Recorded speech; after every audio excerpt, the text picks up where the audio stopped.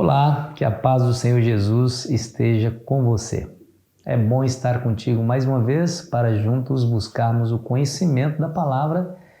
Afinal de contas, nós queremos ter comunhão com Deus e a palavra de Deus é significativa, essencial, fundamental para esse relacionamento. Obrigado porque você está aí comigo todos os dias e eu fico grato a Deus porque você toma esse vídeo como missionário, como missionária e o leva adiante, fazendo outras pessoas terem conhecimento da palavra. Eu agradeço de coração, continue assim fazendo. Se você ainda não é inscrito ou inscrita, saiba que você pode nos abençoar se inscrevendo no nosso canal. Quando a sua inscrição chega, esse canal se fortalece. Quando você deixa o seu gostei, quando você escreve alguma mensagem aqui, tudo isso nos ajuda a fazer com que esse canal vá a mais pessoas, mais à frente. Unidade do Espírito. Nós estamos falando aqui sobre a importância de termos uma igreja unida. O apóstolo Paulo fala lá no verso para memorizar, no capítulo 4, versículo 11 a 12, que Deus ele deu habilidades para a igreja, profetas, pastores, mestres, evangelistas, enfim, para que a igreja chegue a plena unidade, para que seja preparada no serviço e para que seja edificada. Então, a igreja ela recebe dons e talentos com o fim de que a igreja cumpra a sua missão. A unidade é um tema essencial. Aliás, eu vou dizer para você que sem unidade nós não conseguiremos chegar a lugar algum e o nosso testemunho estará irremediavelmente comprometido. As pessoas não acreditarão na nossa pregação se nós cristãos vivermos em pé de guerra, se nós não tivermos unidade entre nós. Por isso, nessa segunda metade da carta de Paulo aos Efésios, ele vai enfatizar isso com muita força. Veja, por exemplo, o capítulo 4, versículo 1 a 3, que diz assim, Rogo-vos, pois, eu, o prisioneiro no Senhor, que andeis de modo digno da vocação que foste chamados, com toda a humildade e mansidão, com longanimidade, suportando-vos uns aos outros em amor, esforçando-vos diligentemente por preservar a unidade no Espírito, no vínculo da paz. O que é interessante é que o apóstolo Paulo faz um apelo aqui aos membros da igreja para que eles andem conforme a vocação que eles receberam de Deus, com qual eles foram chamados.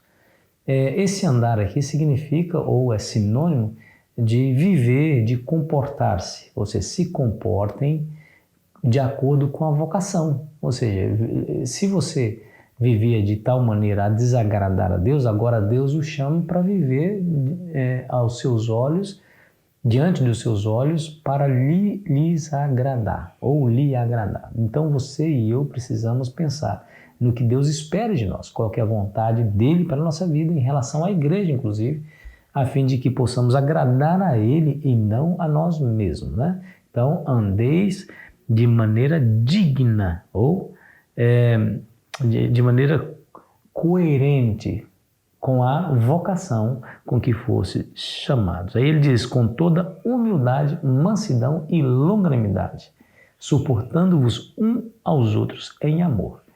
Aí ele termina dizendo que você precisa, eu e você precisamos nos esforçar diligentemente para preservar a unidade. Olha que interessante. É claro, a unidade aqui é o objetivo final, melhor dizendo, é um objetivo que nos leva ao cumprimento da missão. Ou seja, quando nós estivermos unidos de fato, conforme ele nos orienta aqui, nós iremos alcançar o sucesso extraordinário no cumprimento da missão que o Senhor Deus nos legou, que é levar pessoas a Cristo. Então, ele nos traz aqui 3 coisas importantíssimas que nos levam a essa unidade. Primeiro é a questão da humildade. E o que é humildade? Humildade não é um senso de autocomiseração, não. Não é aquele senso de negativo de que você não pode fazer nada, muito pelo contrário. A humildade tem muito a ver com serviço ao outro, ou seja, você levar em consideração mais os outros do que a você próprio. O apóstolo Paulo ele fala lá em Filipenses capítulo 2, verso 3, assim, ó, escute bem. Nada façais por partidarismo ou vanglória, mas por humildade, considerando cada um os outros superiores a si mesmo. Nós conseguimos ver aqui nas palavras de Paulo essa íntima ligação com a questão da humildade e o relacionamento interpessoal. Em outras palavras, a humildade sempre vai nos levar a enxergar mais a necessidade dos outros do que a nossa própria necessidade. O apóstolo Paulo fala aqui no capítulo 2, nesse mesmo capítulo nós lemos aqui de Filipenses, que nós devemos ter o mesmo sentimento que teve Jesus, que sendo Deus não usurpou ser igual a Deus, mas antes se esvaziou e a si mesmo se humilhou e tomou a forma de servo. Tá vendo? Então Jesus ele não veio para ser servido, como ele mesmo diz, mas para servir e dar a vida em resgate de muitos. O próprio Jesus nos incentivou: aprenda de mim, que sou manso e humilde de coração. E, aliás, esse é o segundo ponto essencial que nos leva à unidade, que é a mansidão. A mansidão é algo contrário à irritabilidade, falta de paciência, né? Pessoa violenta. O manso, ele pensa, ele respira, ele não age estimulado pelo conflito que ele está vivendo. Não, ele controlado pelo Espírito Santo, ele deixa a razão ficar acima das emoções, e aí ele toma decisões baseadas exatamente numa leitura correta das circunstâncias, avaliando as consequências imediatas de cada um dos seus atos. Mansidão. O próprio Jesus foi manso, ele mesmo disse que os mansos herdariam a terra. Bem-aventurados os mansos, porque herdarão a terra. E o terceiro e último é longanimidade, qualidade de quem é capaz de suportar provações e dificuldades, paciência, resiliência, persistência, né? Essas são características importantíssimas, né? Para que nós possamos realmente viver aquilo que Deus espera que vivamos, que é a unidade de espírito na igreja. Coisa interessante, né?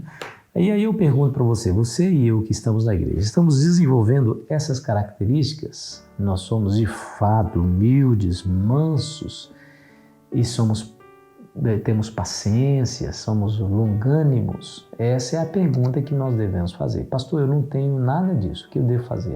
Querido amigo, querida amiga, é você continuar a sua busca. A sua busca, elas tem que ser constante. Não é que você alcançou uma bênção hoje que você vai tê-la toda a vida. Você tem que alcançar essa bênção diariamente. Então, como que eu faço isso? Lendo a palavra, tendo relacionamento com Deus. A palavra de Deus é algo maravilhoso. Eu ouvi uma ilustração fantástica que eu gostaria de compartilhar contigo. Um sábio, um jovem perguntou a um sábio por que ele teria que ler a Bíblia sempre, e por que ele não consegue decorar, por que ele tem que voltar e ler as mesmas passagens e tal. E o sábio não respondeu, mas lhe deu uma ordem. Ele disse assim: tá vendo aquele cesto de junco? Vai lá, pega aquele cesto e vai no rio e pega água com ele. Ele achou estranho a ordem, mas não duvidou, não retrucou, simplesmente atendeu. Foi lá no rio, pegou a água e levou para o sábio. Quando chegou lá, o sábio perguntou: o que você aprendeu dessa experiência? O cesto de junco não segura água, está todo furado. O sábio então disse: vai lá e repete, faz a mesma coisa, vai pela segunda vez. Pela segunda vez ele foi e a mesma coisa aconteceu, e ele fez isso por 7 vezes. Na 7ª vez, o sábio lhe fez a pergunta, porque o sábio queria que ele chegasse às suas próprias conclusões. O que você aprendeu? Eu aprendi o seguinte, sabe? De fato, o cesto de juncos não seguram e não retém a água.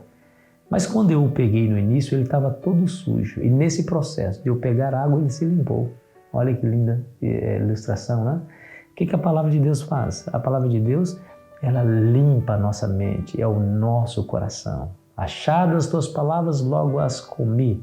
E ela foi para mim gozo e alegria no meu coração. É isso que diz Jeremias.